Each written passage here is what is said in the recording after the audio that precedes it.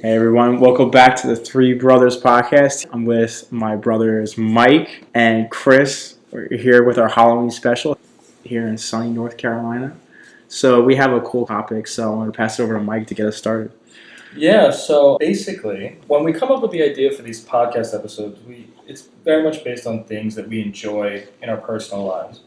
And I know I didn't fully disclose what I wanted this episode to be for you guys, but I have this little mystery bag I put together, and I was hoping we could open it up on camera, and it'll kind of reveal to you guys what it is. This is one of the topics we've discussed and wanted to do, but we never fully confirmed that we were going to do it. So I thought it would be a nice surprise to say this is what we're talking about.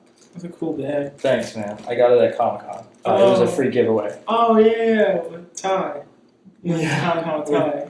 With Tyler, yeah. So All right, I'll do the honors. here, you take out the first item. Let's see if we can guess. Pointy hat. Oh, okay, let's see.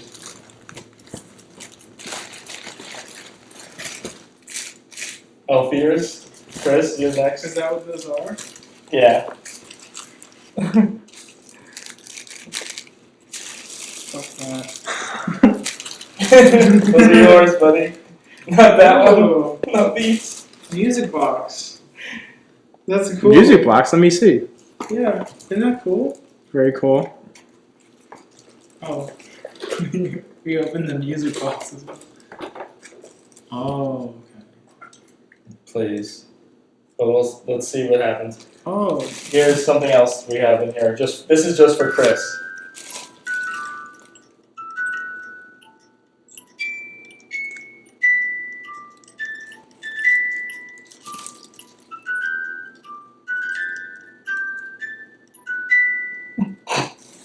Yeah. that's so sick. So can you guess what the topic is? I mean, Based on the theme song and that? I know I recognize the theme song, but So what is it? you're Tell very, the audience. You're very excited about this item. I have a few. I few actively items avoided pulling it out because I looked in, I saw what it was, and I freaking hate it. So far we pulled out some elf ears, Halloween costume elf ears, a pointy wizard hat, Mm-hmm.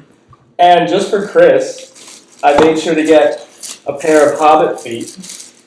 Get those things away. Big freaking hobbit feet just for you, buddy. I We also zero have, interest. okay, if you have zero interest in that, then you might have interest in the next thing here. Go for it. This one. Oh, that's cool. It's got Sarah on it? It's a T-shirt that. Now I kind of liked. My idea for this box was that everything in here is kind of like off-brand merchandise.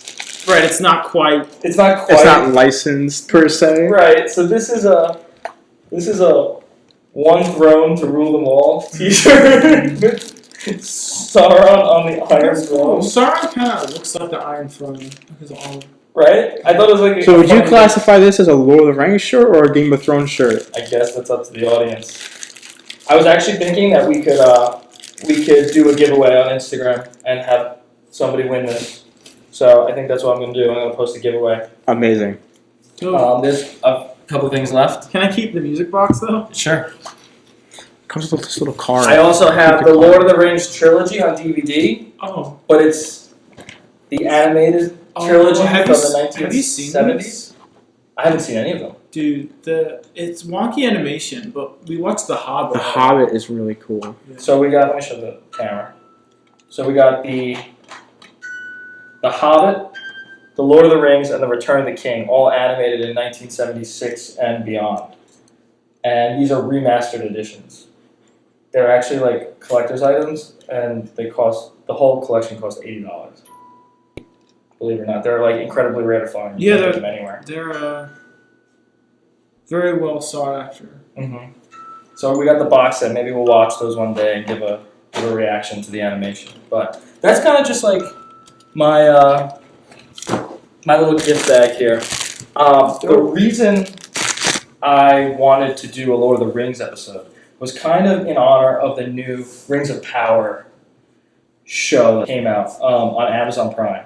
And I know you guys really love Lord of the Rings. You've talked about it to me in the past. And I figured you guys could really pop off and tell us about like the lore, the mythos behind some of the characters that isn't really revealed in the original trilogy that they're kind of touching on in this new series. So yeah, but I'm gonna put this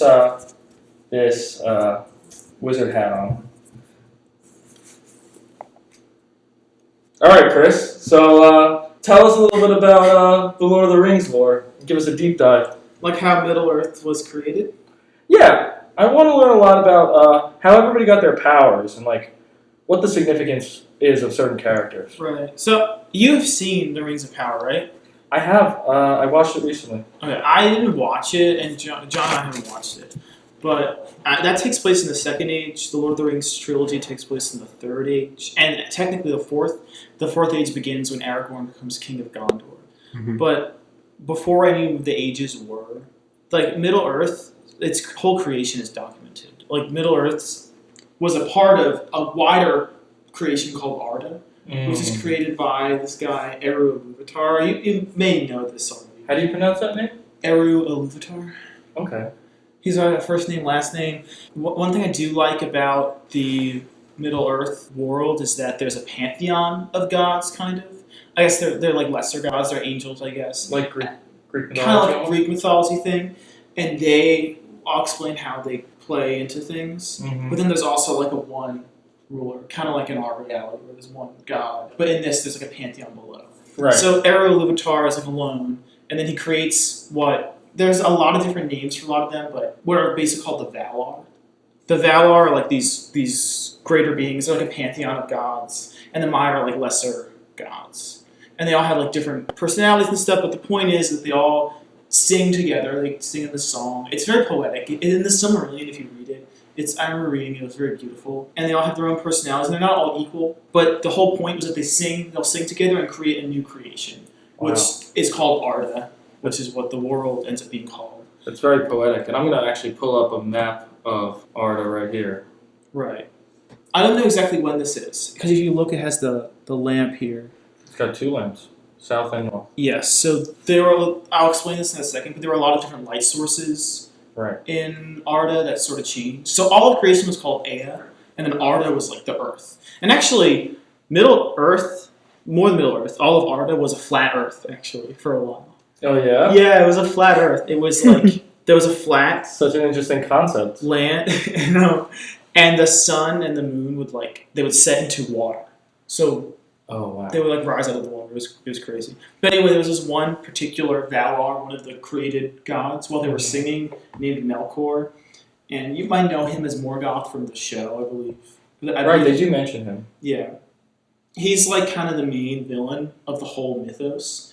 And he basically had his own selfish, chaotic motivations while singing. He wanted his own designs to be represented in the creation. So he started singing his own melody, which was dissonant and discordant with the rest. And then as that happened, it sort of, in creation, created this tear and this rift in things. Wow, okay, so he's an angel, so to speak. Yeah. He's one of the upper level gods. He is said to be the most powerful and the most intelligent, but he also has a brother named Manwë, and they're like sort of rivals. And Manwë is almost as equal. He's good? Yeah, they're all the rest of them are pretty much good, but Melkor is very malevolent. But at this point, Eru Iluvatar gives an ultimatum because he does hold Melkor responsible, but he kind of like holds everyone like a little responsible, and he's like, this was supposed to be a pristine, pure creation, and now it's been corrupted. So you can go and you can descend to Arda, and you can work on the creation there, or you can stay in the halls of Iluvatar, and you can remain here. What was the decision? So some of them remained, and some of them went to go create the world. That's very reminiscent of the Christian creation story. I think Tolkien took a lot of inspiration, biblically speaking, there. Right. That's awesome. Very cool. Now, can you explain to me who I am? Oh, this yes. gray wizard. Because I always wondered. Yeah, it's very confusing. Well, I will say, there's two things I want to point out. I want to explain the lore, but I want to talk about kind of what it all means as well. Sure. For as far as storytelling. As far as The Lord of the Rings is concerned, a lot of this stuff does not matter. Like Mhm. Gandalf, you don't really need to know his origins. A lot of people think it's really cool. But if you read The Lord of the Rings or you watch the movies, he's never really explained. And same with Saruman. He just is there. Yeah, he's kind of there, and he's got like this weird magic stuff going on. So he is a Maiar, or Maya, which are the lesser Valar. Those are Valar and those are Maiar. Okay. And they kind of, Maiar are like little servants to the Valar almost. They have their own abilities and natures, but the wizards were created to descend to Middle Earth to help keep balance and sort of restore things from the inside. Honestly, some shady stuff went down with a few of them. Actually, pretty much all of them, except Gandalf, kind of fall delinquent to their purpose. So I know from the Lord of the Rings movies that Saruman. Yes, he gets corrupted by Sauron. And Sauron, believe it or not, is also a Maiar. So he's an equal in terms of, I guess, origin with the wizards. Yes, although he is particularly more powerful. Like, Sauron is known to be more powerful. Melkor had his own Maiar, who went and served him as well. When he created his discordant melody and went to Arda, he took a bunch of Maiar that with him. Yeah, and Sauron was one of them. Are those the balls? Balrogs as well. Balrog? Balrogs as well are Maiar that serve Melkor. Because Melkor's main thing is he takes the creation of others and corrupts it. So while they were creating Middle-earth, all the different Valar had different roles. So like the Valar Aule, who ended up making the dwarves, he would try to raise up mountains, and then Melkor would go and crush them. They were like battling with terramorphing and with like worldwide concepts. That's really cool. So yes, Gandalf was a Maiar. There are like people who actually know everything. I just like it, so I don't know all the details. I don't know exactly what he was doing before he was Gandalf. I don't know if it's ever disclosed. Well, to be honest with you, compared to myself, you know the most of the three of us. So that's why I kind of wanted you to explain it to Well, us. I'm really into it because it's a very, very comprehensive world building situation, and I'm really interested in world building. I think actually we all are. Like even your interest in Kingdom Hearts, like Kingdom Hearts is this very Yes, I interesting love world Kingdom building. Hearts and I love world building. Yeah. That's really cool, yeah. And I want to get into comparisons there in a minute, but I don't know how much I can keep going, but like... Yeah, just give us a little rundown of like maybe... the races were created. The races, yeah, I'm interested in that. Yeah, so initially there were really only supposed to be two like primary races. It was men and elves. Iluvatar personally wanted to populate the world with these. So he first made elves. And elves are kind of like... an extension of nature. Yeah, you can definitely say that. Their immortality... By the way, their immortality isn't like traditional immortality. It just means they live for a really long time. They do die of old age. Tolkien's immortality wasn't actually like... completely immortal. Yeah. But yeah, he made them first, and the elf lore is crazy. The elves were wild. There were all these different families of elves, and then later we get into this one elf named Fëanor, who he kind of like... He makes what's called the Silmarils, and those are things that Melkor personally covets for their power. The Silmarils are like stones. And then there was a whole thing. There was like a shedding of blood. The elves fought each other, and it was wild. The elves had some... Before men even were in the picture, the elves had some crazy stuff going on. But you may notice that that's not all the races there are on Middle-earth. So, for example, dwarves. Aule, the previously mentioned guy who was like raising up mountains, and he was like kind of tasked with constructing certain things. He wanted to make his own people, and they were kind of inspired by men. Like there was some awareness that men were going to be coming soon. Well, later, but eventually. So dwarves came first? Well, technically, Aule made dwarves. He made them from the earth.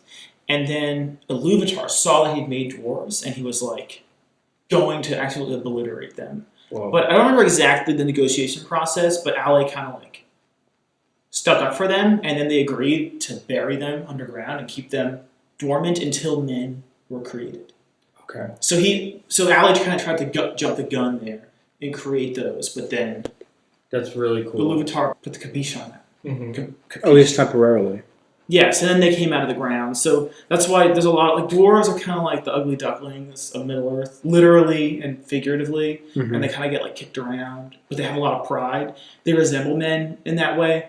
They're the ugly ducklings as compared to orcs and orokai and goblins and Well, those are a little trolls. different because those are those are corrupted beings. Like orcs are elves initially that Melkor took and corrupted. Melkor actually made very few of his own creatures. Like the Balrogs were Maiar, but the orcs he took elves and corrupted them. Most of his creatures he did that with. This is interesting. The only creatures that he didn't necessarily corrupt from anything are the dragons, because the dragons are very interesting. For a long time, there were no dragons that Melkor commanded.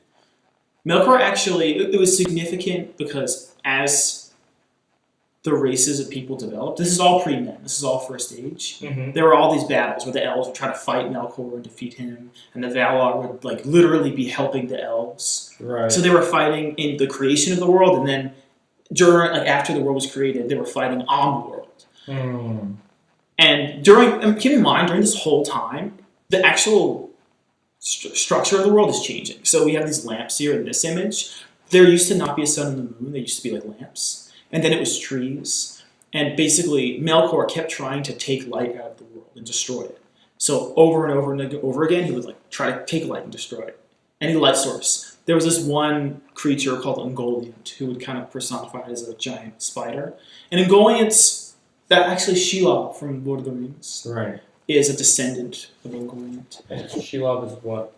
Shelob's like just a spider demon. Ungoliant is not. So Shelob is the one that Frodo gets wrapped up in? Yes. In Return of the King? I see. But Ungoliant isn't created by Melkor. In fact, it's unclear who created Ungoliant. Ungoliant is kind of like a natural force in the world. Right. Ungoliant is described as an evil spirit in the form of a spider. Yeah. So it gets like a little demon. Mystical. Yeah, it's personified as a spider because Ungoliant, a lot of people think it's like a representation of evil in the world, of that gash. Because there's also like Tom Bombadil is this other mysterious character that is in Lord of the Rings. And people kind of theorize they're opposite forces, kind of forces of nature. Okay. But either way, as that happens, it's notable that Melkor doesn't have an air force because actually the forces of good, I guess you would call them, have an air force because Manwë, Melkor's brother, he petitioned to create his own race. Giant eagles that can talk. They can talk? They never talk in the movies. They can communicate. They communicate in their own way. Interesting. And Yavanna, who's sort of like the Valar of the forest and the trees, she made the shepherd of the trees, which is the Ent. Yeah. And actually, like Treebeard. Treebeard, yes. And you ever see a female Ent in the Lord of the Rings, and the reason why that is because all the Entwives disappeared. They mentioned that. Yeah. Yeah. Oh, in Lord of the Rings. I think that's really funny. Yeah. Why did they disappear? It's not told like what actually happens to them, but I don't remember exactly. I think they were herded away to like a different part of the forest, and I think it's implied that Melkor destroyed them. Oh wow! But the Ents like searched all along for the forest to find the Entwives. It's really sad. I'd love to come back to the topic of Morgoth's, I guess, team of baddies that he sort of created. Right. So he has his underneath Valar, if you will, Well, the Maiar, Sauron, who is the chief of it. The Balrogs are in that group. Right. And then didn't he create trolls as a race and dragons himself? You know what? He may have, because all the dragons in the First Age and even the Second Age were servants of Melkor, like Calgon the Black. Every dragon is malevolent, from what we've seen. Generally speaking, yeah. Like he had I forget, Glaucon, I think, was the first dragon he made, or enlisted, whichever one it was. And then Calgon the Black was the biggest dragon there ever was. He was crazy. Smaug? Smaug, you don't really know like where Smaug comes from. Smaug is pretty banal as far as. Really? I think the lore around Smaug is he was one of the last remaining dragons before they went extinct and all left the north. But he was actually on the smaller side. He's pretty powerful. But on the powerful, like physically, he was not relatively large for a dragon, and he was not super old either. But he was on the very high intelligence and power side. So I guess that's kind of like gives you a real perspective on the power of dragons in the Lord of the Rings lore because Smaug was a big threat in The Hobbit. Yeah, no, dude, they were crazy. I mean, Lord of the Rings is not really a high power world, but especially in the early times where the gods were like literally on Earth, granting like powers to people and doing all this wild stuff. The power scale is a lot higher. But something that is worth mentioning, I think, more as a broad scope about the lore, is that when Tolkien was writing it, he's considered the father of modern fantasy. Mhm. Like there are fantasy stories, like there's Beowulf and stuff before Lord of the Rings. Mm-hmm. But it really, like, fantasy as we know it wouldn't exist without The Hobbit and Lord of the Rings, which weren't even written to necessarily be together. Like, he wrote The Hobbit first as a story, and then he wrote Lord of the Rings, and then he re-edited The Hobbit to, like, the Ring of Power and The Hobbit was initially just a random ring. It wasn't the one ring. Well, When he if first you look at the box art on these DVDs, you can see that on the ring of power on the two Lord of the Rings movies has the writing on it, and the ring on The Hobbit doesn't. Right. So either that's alluding to the fact that they didn't know it was the Ring of Power, or it is kind of respecting the original mythos. Whoa. Hey. That's an interesting detail. Yeah. And in that sense, yeah. That kind of points something out that Peter Jackson, who directed the films, said one time in an interview that despite the fact that we know Lord of the Rings is fantasy now, at no point did Tolkien intend to make the genre of fantasy. He was actually trying to make like folklore, like mythology for England, because England didn't really have its own mythology. There was like King Arthur and stuff like that. But there was no like rich mystical history. History that was almost like Lord of the Rings it's magical, but the magic is so loose and not well defined because it's kind of supposed to seem plausible. Not like we actually believe this stuff happened, but it's like it's the kind of thing where it's very grounded in reality and like a lot of Greek gods. Not to go back almost, to that, yeah, kind where of. these stories are like they emphasize Loose. They're loose, but they also emphasize like human characteristics attributed to these to the deities. Greek gods, and even the characters in things like the Odyssey, Homer's writings, they're very believable to the actual values of the world and the land, like the world as in actual Greece and stuff. Right. Well, they take place in Greece. Yeah. Yeah. And they're kind of, but it's realistically representative, even though it's supernatural. And that's kind of what the point of all the Lord of the Rings. I mean, there's many points to it. He wrote it for his children as well, but it was also like that I find very interesting because he made this whole expansive lore, and now modern writers like George R. R. Martin, they kind of like I don't know idolize, but like really take inspiration from like that large scope level of writing. But when he was writing it, it was supposed to be small scale. And because it was so small scale, it actually expanded in scale, if that makes sense. Like, there are so many details to this. Like, the elven lore alone is crazy. Later, Iluvatar, he creates men and brings them into Arda, brings them into Middle-earth. Mm-hmm. Now, keep in mind, Iluvatar has had to remake the world at a certain point. Because Middle-earth, like, Arda is no longer a flat Earth when we see it in the Third Age. He actually had to reform it. And he's, like, stretched it into a sphere. Now, I know that there's Middle-earth, and then there's a place called the Undying Lands where the elves originate from. Right. Now, they do allude to the origins of the elves in the beginning of the Rings of Power, which I'm going to play a little sneak peek for us in a little bit. But is there more continental world on the globe? That's not Middle-earth or... Yeah. There's the farthest east we really go in Lord of the Rings is Sauron's domain of Mordor. Right. But even it's implied in Return of the King, like the men from the south and the east come to battle on Pelennor Fields. Okay. And it's also a mention of werewolves and like a broad desert past all of that. Right. So there is a lot of eastern land.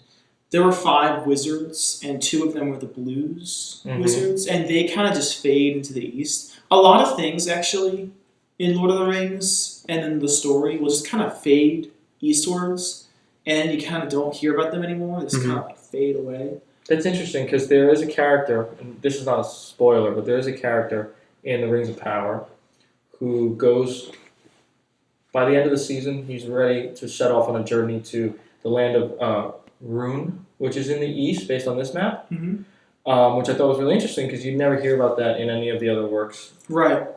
Yeah, and there was an island of the island of Numenor, Right. and that's kind of like the great kingdom of men, and there's a lot of lore that even happens there.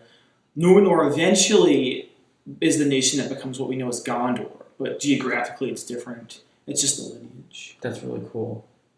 Okay, well, just as a quick segue, The Rings of Power is a new show that takes place 2,000 years before the Lord of the Rings and Hobbit trilogy. And I want to show like a clip. It's basically like the prologue clip from the first episode. Thought it'd be really interesting for you guys to react to it since you haven't seen it yet. And this is basically the storyline of Sauron setting up his plan to give everyone rings of power. Well, I don't know what the show takes place, but that's my assumption. Yeah, because if no one knows, Sauron actually creates the rings of power. There's the One Ring, and then that controls the rings. There's other rings as well. Right. And he makes all of them. He gives them actually to everyone. And the thing is, people accept them. People assume that he's actually a benevolent character at this point, which doesn't. Well, he's very charming.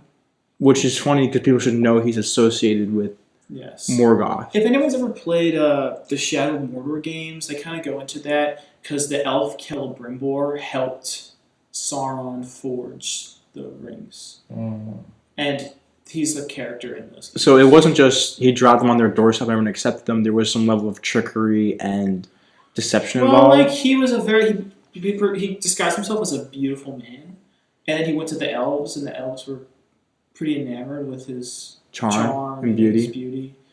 The dwarves, I don't remember exactly how the dwarves went down. The dwarves got 7 rings, given to all the major kings, and the men were very easy to accept. Right, because men have a lust for power. Yes. Okay. But men are like the game breakers in the world because high floor, low ceiling. Yeah, pretty much everything in the creation of Arda has kind of a natural order to it. Even the elves, like everything has like a clear defined role and a clear defined way. But then obviously there's the presence of evil in Melkor, but men are kind of this game-breaking force where it's not just there's nature and there's evil corrupting nature, but men have the ability to kind of forge their own will. Wow. And that's why men are so susceptible to falling. Like elves kind of mock men, as we see in Lord of the Rings, because they're weak and they make poor decisions and they easily fall to evil, but they have a propensity to rise above. Right. Like an elf, we never see an elf really rising above a circumstance. I mean, there were definitely times where elves did great feats, but men have kind of the ability to break the flow of what seems like destiny. Right. Very cool. Yeah. Well, actually, now that you mention that, you guys just summarized a lot of like the actual Rings of Power and their origins. So I want to play the prologue to the Fellowship of the Rings first, so we can remind all our viewers like what we're actually talking about. I think it's really cool. This one I'm familiar with. Right. Very. The world is changing. Amazing scene. I feel it in the water. I feel it in the earth. And Chris, who is narrating I this smell first? it in the air. Oh, Lady Galadriel. Much that once was Galadriel. is Now, lost. now Galadriel is going to be a very prevalent character in the show, The Rings of Power. Who remember it? And she accepted a ring from Sauron. Well, In no. a sense. No, her husband Okay. killed her. It began with the forging of the great rings. 3 were given to the elves, immortal, wisest and fairest of all beings. 7 to the dwarf lords, great miners and craftsmen of the mountain halls. I like how And they 9. shots. 9 Right. rings were gifted to the race of men, who above all else desire power. For within these rings was bound the strength and will to Now, this is govern all each race. During the Third Age, Second Age, going But into the they Third were all Age, of right? them deceived. Yes. Okay. For another ring was made. In the land of Mordor, in the fires of Mount Doom, the Dark Lord Sauron forged in secret a master ring to control all others. And into this ring he poured his cruelty, his malice, and his will to dominate all life. One ring to rule them all. One by one, the free lands of Middle-earth fell to the power of the ring. But there were some who resisted. A last alliance of men and elves marched against the armies of Mordor. Oh, these look like On the soldiers from slopes of Gondor, Mount Doom, Yes, this is they Gondor. fought which for the you freedom said was of originally Middle-earth. Numenor. Yeah, they sort of morphed into Gondor.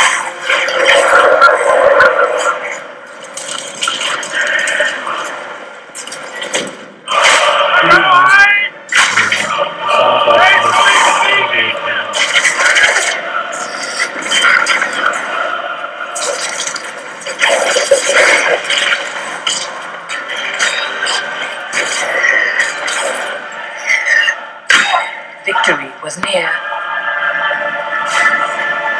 That's Elrond.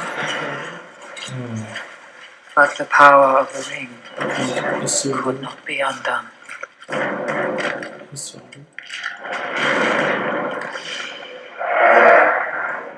That's a scary helmet, man.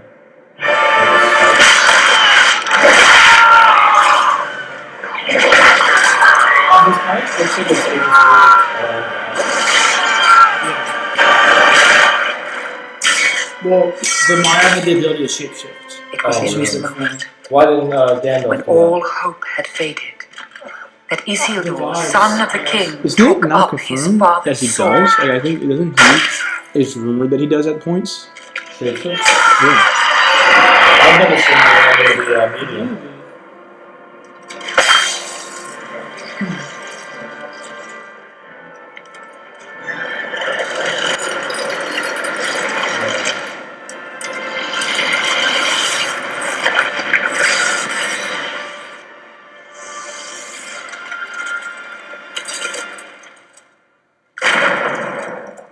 Sauron, the enemy of the free peoples of Middle-earth, was defeated.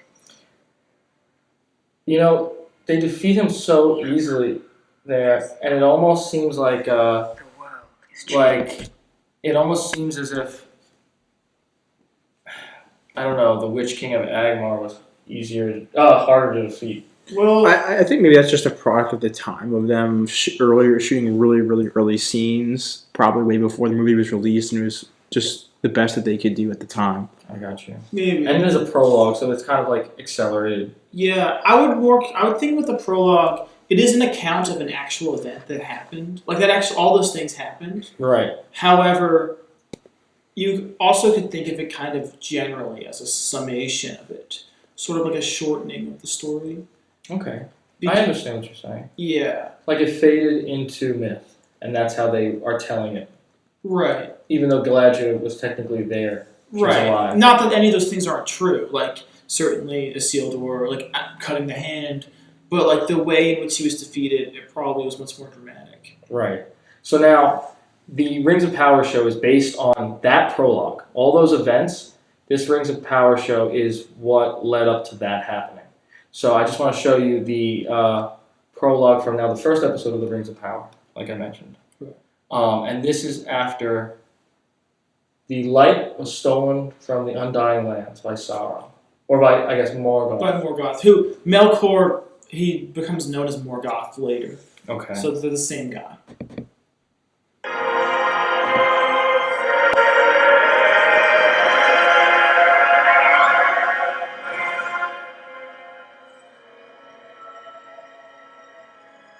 We thought our light would never dim. So when the great foe Morgoth destroyed the very light of our home, we resisted. And this is also Galadriel And a legion speaking, of elves but it's went younger to version war. of her. We left Valinor, our home, and journeyed to a distant realm, one filled with untold perils and strange creatures beyond count. A place known as Middle Earth.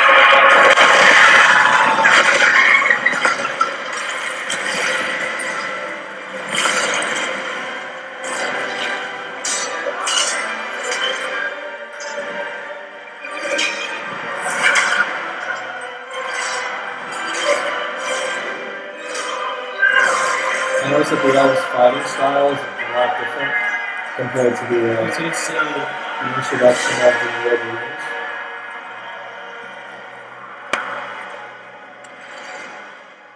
They said it would be over quickly. But the war left Middle Earth in ruin. That's like a gruesome yet And beautiful would last image right there. centuries. And this is young Galadriel, who was seen in the other video holding the Ring of Power, or one of the Rings of Power.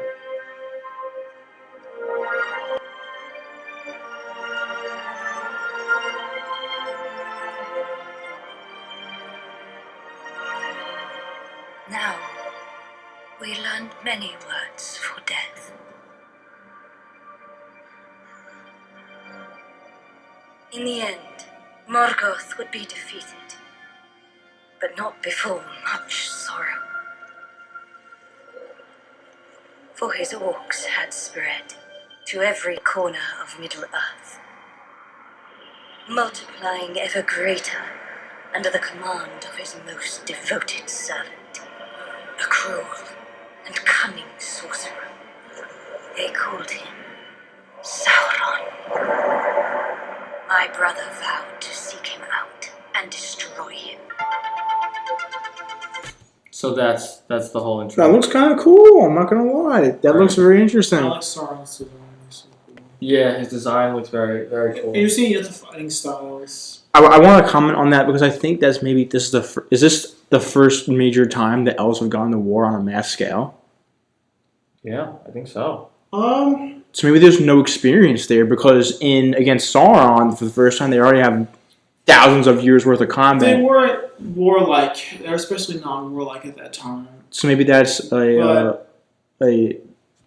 maybe Maybe something that I would displays attribute it that. more to like the Americanizing of the story in general. Maybe. Which from the like marketing stuff I have seen, where they kind of like Right. even you said the other day like the shortening of the hair of elves, Like in this image here. yeah.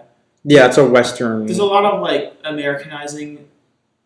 It's kind of going full circle. Where to me, I haven't seen the show yet, but the marketing stuff looks a lot like they're taking inspiration from modern fantasy, like Game of Thrones, Right. and putting it into what was the inspiration for things like that. Right. Which, right. whatever you think of that, but yeah, it's very interesting. That is a pretty, yeah, it's a pretty good time in the history. And in Rings of Power, it's more.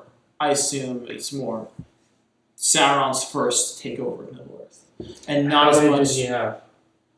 Two. Two. Okay. He was there when Morgoth was a very real president on Middle Earth, like presence, and then he had his own Second Age sort of takeover. He almost completely won, and then the Isildur cut the ring from him, and then he has the Third Age, which is Lord of the Rings. Lord of the Rings. Okay, very cool. But actually, by the time of Lord of the Rings, Morgoth or Melkor is actually cast out from all of creation. They actually permanently defeat Morgoth. Oh, very cool. Yeah. So Sauron becomes the new biggest bad. He's the biggest bad that there is there. Okay, that's interesting. Yeah. I think this is really cool, and I recommend all our viewers to go watch the show if they're interested in what we're talking about. Not paid promotion. Not a paid promotion, not at all. I don't think I could afford to have Amazon as a sponsor. But I do want to segue into something you mentioned before, which is the concept of world building. Well, I wanted to ask you guys like what you think about this because I really like the particular lore of Lord of the Rings because I love that story and I grew up on it. It really means a lot personally to me, and it's just so inspiring to me. So I really like that particular lore.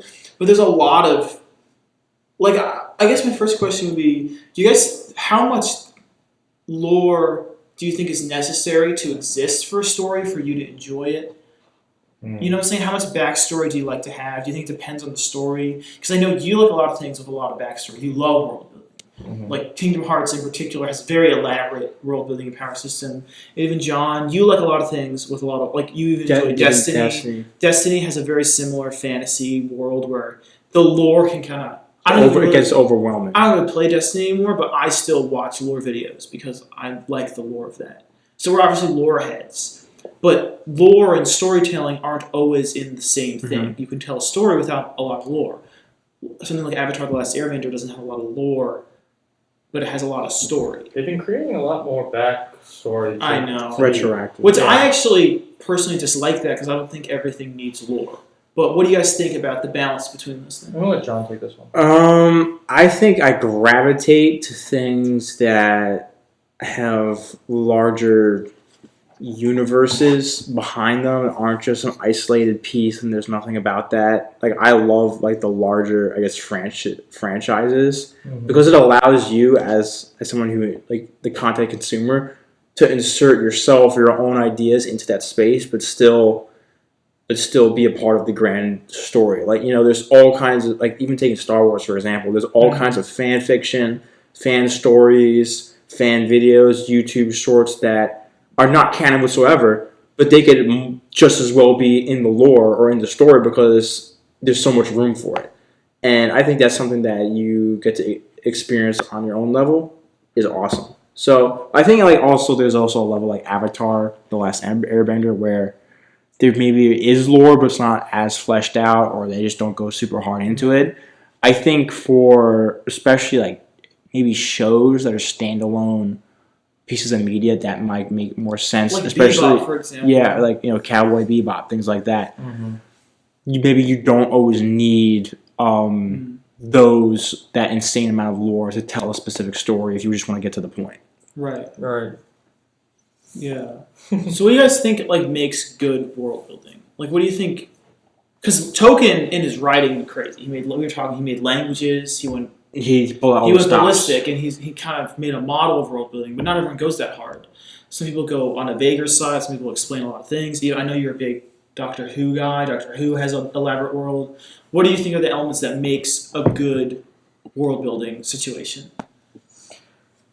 Well, I can just to name a few franchises right off the bat that I enjoyed that has expansive world. Like John mentioned Star Wars. I'm not a huge Star Wars fan, but I definitely enjoy it, and they're constantly expanding the world of Star Wars, even now. I'm a big fan of Game of Thrones, as you saw by that T-shirt I pulled out. They're also releasing the House of Dragons prequel series, which takes place 200 years before the events of Game of Thrones.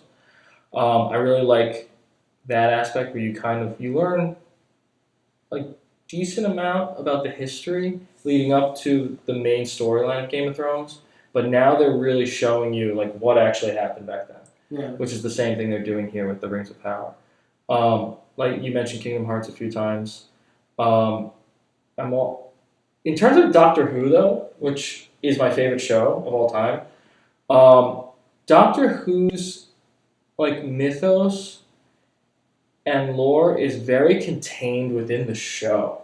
Because you're following the life of the Doctor, who, even though he regenerates and it's a form of reincarnation that perpetuates his lifespan, like his youngest memories are from like the 1963 version of the show, and they do allude to some things that happened before that when he was slightly younger. But it's all the stories are pretty much see everything. You see everything, and even the things you don't see, they'll reference in later episodes. They have crossover episodes where multiple actors who play the Doctor come together. They have episodes where if they alluded to something in a previous episode, even if it was 40 years ago, you'll see it in a modern episode because he's a time traveler and he can revisit his own past in specific circumstances. But that's technically against those rules of time travel that they've established in the show. I'm not going to get into that though. Right. I think anything that has a good enough lore to make a prequel. I love prequels. Yeah. But like, there's a difference we just say between lore and like the world building, because even things like Cowboy Bebop, for a show we love, has like no lore basically. It has no, but it has great world building. So like, what do you like? Even in Doctor Who, there's not a lot of lore beyond the show, but the world building, from what I've seen, is pretty solid. It's alright. It's very disjointed because you're going to these imaginary planets. If it doesn't take place on Earth, specifically in England most of the time, Right. you're going to these imaginary planets that they make up, and like every episode could be a different imaginary planet. So you're not really going to be drawing a map of the Doctor Who universe because it won't make sense. Sure. Right. Whereas in Kingdom Hearts, every planet that you visit is based on a Disney movie property, an animated property in It's most cases. fully fleshed out. It's fully fleshed out, and there is a mechanic to travel between worlds where you're in a spaceship and you actually fly between the different planets. Right. So that world building I love. I think that's awesome because it's open world, but it's actually not. It's like a bunch of sandbox games put into one big open world. And the way you traverse those levels is each world has a series of different rooms, and you have to like pass through like gates that loads the next room. So it's not like the modern day like Elden Ring or Skyrim. Right, where it's an actual. It's just a huge, never-ending expanse where you're just constantly trying to find your way around. I also like Assassin's Creed. Right. The world building in that is awesome because it's based on actual Like history. cities and history. So you would say like the comprehensiveness is something you look for. Like you want it to have like enough to make a prequel. You want to have you want it to be expansive, so you can kind of dive into it. My personal feelings on media is that I prefer prequels to sequels. I think if you set up a cool backstory and then tell the story you want to tell, but if you leave enough information within that story to set up a really cool backstory, I'm actually more interested in what you were trying to explain in that than I am like what the characters are doing in 10 years. That's very interesting. Yeah. John, what is it that you think makes world building, like both lore and world building, as like different ideas? What do you think makes a good world, though? So, like, how do you make a good world? How do you convey some? I mean, I think doesn't it just come down to the characters at the end of the day, and individuality and uniqueness of characters? Because there's so many fantasy books, there's so many video games, there's so many action figure lines, comic books, and things that share those mediums. The market is so so saturated right now, so you have to really have a really great core tenets to become like a classic or something that has staying power or stands the test of time. So you have to have, I guess, good characters that people relate to, because if they're unrelatable and they have nothing that people can't connect with and they're just boring, they're going to get washed away. Whoa, that I really agree with, because at the end of the day. So it doesn't matter how cool the power balance or the concepts are, like you've got cool guns or you have like big dragons. If the characters aren't relatable, unique, no one's going to care. Right. Because ultimately, like, the point of a lore or the point of the world is to tell a story. Right. You can't have great lore if you don't first have good characters. Right. Oh, that's such a great point. Can I echo what he's saying? Yeah. I saw a video recently where Stan Lee, one of the creators of Marvel Comics, was on a panel. He was being interviewed by a crowd of fans and the like, probably at a convention. And somebody asked to tell the story, I guess, of like how he created Spider-Man. And so he had this concept for the character, and he brought it to his publisher at the time, and said, "I want to make this character, and I want him to look like this. This is who he is as a secret identity, X, Y, and Z." And the publisher was basically like, "Don't you know what a superhero is? Superheroes can't be teenagers. Superheroes can't have personal problems. No one's going to enjoy a superhero that has the powers of a spider because no one likes spiders." So, feeling slightly discouraged, he didn't start a Spider-Man comic book with that as the sole character, but he put Spider-Man in Fantastic Comics as a feature. And it sold more issues than anything else that was coming out of Marvel Comics at the time. And the publisher, and this is the funny part of Stan Lee's interview, the publisher comes back to him and says, "Hey Stan, remember that character that we both really liked? That, I think we should give him his own series." So to John's point, when you look at the Marvel Cinematic Universe, Marvel Comics, also DC Comics, the world doesn't even matter. Most of it takes place on Earth. Right. And some interplanetary stuff, but the characters are the world. They could be anywhere. They could be in a room in someone's house, but because there are so many characters and they all have unique powers, unique personalities, unique costumes, aesthetics. That's the world building. Right. Which I think is directly what John was saying, because without good characters that people are interested in, it almost doesn't matter how many. Right, because you can, and we love world building, so we'll get into it. But I very much agree. It's really about the whole point of all of it is for the storytelling. It's for the story, and I think if you fall short, and in order to tell a story, you need good characters. It's the story and the characters before the world even. The world's cool, but I totally agree. Mm-hmm. I think you have to be able to take your characters out of your world and they still work in order for it. That might not be a rule, but generally, in order for them to be considered good characters. So I actually think that's pretty brilliant, because a lot of the techniques that I, as a fan of storytelling or writer myself, really enjoy is using the traits of a character to build the world. So you can kind of, in really great stories, the writer or whatever the medium is, the story will kind of show you the world through different characters. The fish out of water trope is the most basic form of this, where there's a character that comes to a world that they don't really know. This is in the movie Enchanted or anything where a fan, even Wonder Woman, where they're in the city, or Thor, they don't know everything. They're from this fantasy world. Mm-hmm. They're a fish out of water, so they're introduced to things. A lot of sci-fi movies will do this, and sci-fi stories. That's Bilbo Baggins and The Hobbit. Right, they're he doesn't know anything. Mm-hmm. They give you a character who kind of doesn't know what's going on, and then they can show you things. It's kind of an exposition tool, as well as a relatability thing, like you said, John. And then it's also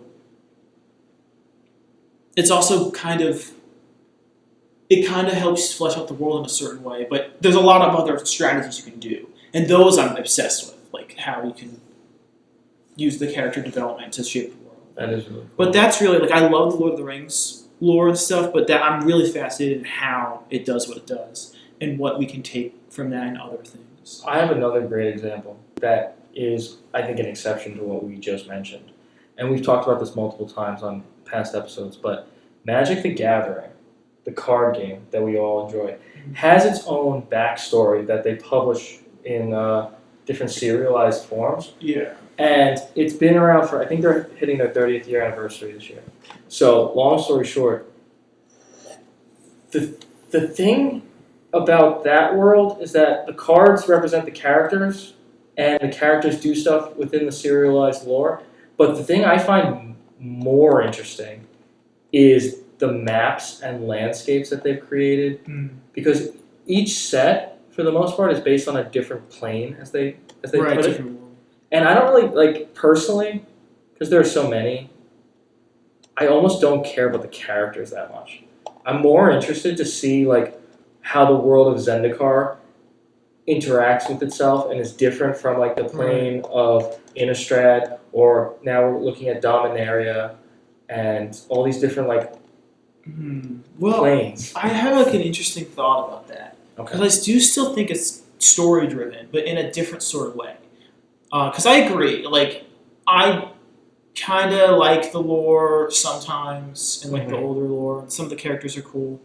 But they make a ton of characters, and the modern story I don't really enjoy. I think the writing is really bad for that now. But in a way, the stories are kind of told on this particular card.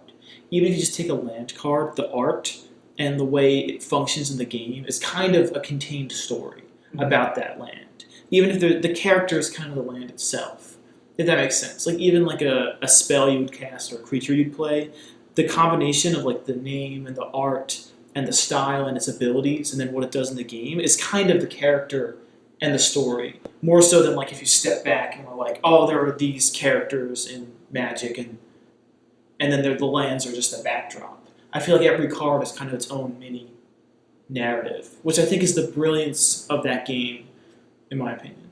I would agree. That's really cool. You have any thoughts on that, John? I know you enjoy the game too. Do you know about the backstory and stuff? Chris has shared a lot with me, and I think there's like specific characters I like to follow and enjoy, but I can't say I'm too much of an expert. But I think that gives more value to the game as we play it to know that there's a lore behind it. So even if you're just playing the game, you enjoy the cards, whatever, but to know there's something behind it, I feel like gives significance to all the cards in the sets and the cards that we play with, so you can actually piece together the story through cards almost. Every time you look closer at a card, like you pause what you're doing in the game, you look closer. Artwork, flavor text, even Different actual flavor game text. effect. Right, you'll find something about it that kind of like Connects it to the web. Connects it to, yeah, which is really, really interesting to me. That's the reason why I like the game as much as I do.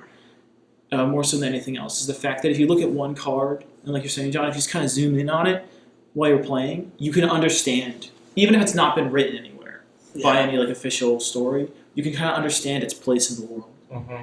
I pulled up on the internet a map of Dominaria recently, Right. because it's the first world that the card game took place in, and I was so impressed by the expanse of this world. And I was able to notice certain locations on the map that were marked as the name of cards, like Urborg and Yavimaya, which are cards that I use in my decks and like enjoy playing with. And then you see the significance they have in the storyline by their geographic location. You read a little bit, you see how they are visited by the characters, X, Y, and Z. So like I found that very interesting, and that's something I'm only now diving into. Right. Yeah, that's dope. And then you play the card and you kind of like think what it does and you think about what that means. Right. Because I'm not like super into it like I am with Lord of the Rings where I know everything. Mm-hmm. But if you know a little bit just from like being around the game, you'll like play a card and you'll kind of like Pick up on stuff. Yeah, pick up. Like my favorite character is this guy Did Visit, who's this dragon. He's like a genius, and he's a leader of this guild. And anytime I have a deck built around one of his cards. And anytime I use him, like I know enough about him to be like, this guy's like a really arrogant genius, and you kind of feel like him when you're playing with him.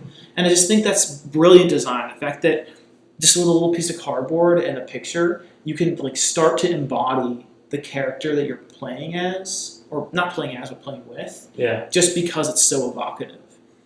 But that's a I don't know. There are a lot of great examples of world building, but I just like thinking about it. And Lord of the Rings is a good. I thought it was be a good anchor for this discussion. And obviously, I'm a big fan of Lord of the Rings, as everyone can tell. I'm in Gandalf costume right now because it's Halloween. But I did a marathon of The Hobbit and the Lord of the Rings trilogy extended editions. Awesome. In preparation for the Rings of Power show. And if anybody hasn't seen those, they are cinematic masterpieces. Specifically, the Lord of the Rings trilogy. The Hobbit is good, but specifically the Lord of the Rings trilogy. And long story short, recommend you go watch it.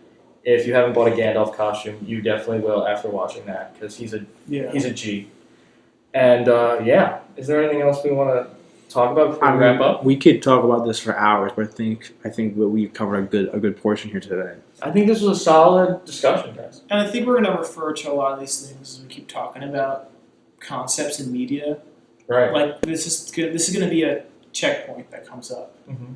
So that's a good point for our audience, because if you ever don't understand what we're referencing in future episodes or even past episodes, you can always take a look at this one to understand the full story behind the things we enjoy and what we've talked about. Because we love world building. We really do, and we talk about it often. So, thank you guys so much for tuning in. Like and subscribe on all platforms. All platforms. What are we at? We're at especially YouTube. YouTube, Instagram, Facebook. We have a Patreon if you're feeling generous. And there was one other. podcast? Maybe Twitter. Twitter. WhatsApp. We're on Twitter. I don't know WhatsApp. But we're on Twitter. It's just a repost of some of our YouTube videos just to get the word out. So enjoy, guys. Thank you. Three brothers out.